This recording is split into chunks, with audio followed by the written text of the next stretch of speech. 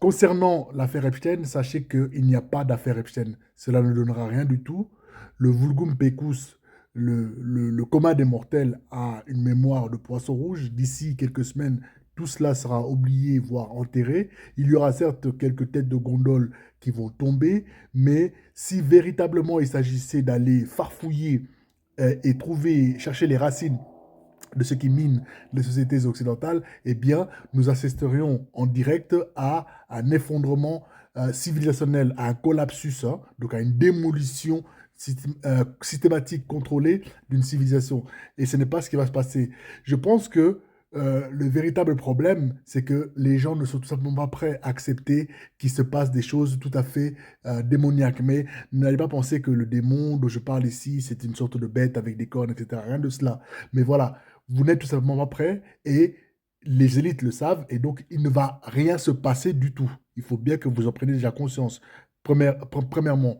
Ensuite, je pense que le véritable problème n'est pas seulement ce que l'on nous dit finalement, mais c'est la manière dont, euh, à certains égards, nous nous empêchons de nous poser certaines questions. C'est-à-dire que depuis des années, je ne sais pas si vous avez remarqué, mais la confiance s'est clairement effritée. Vous pouvez le voir, par exemple, lorsque vous livrez en fait à des sortes des enquêtes, vous cherchez des insights en fait au sein des réseaux sociaux. Vous voyez bien qu'il n'y a plus de confiance vis-à-vis des tiers, de confiance vis-à-vis de ceux qui ont notamment les plateformes médiatiques, etc., qui ont une sorte de, comme ça, de poids symbolique, hein, qui sont entre guillemets validés par les instances gouvernementales.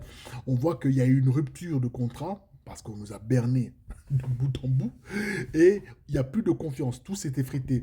Les citoyens perçoivent désormais les élites économiques qui concentrent des richesses immenses, des milliardaires.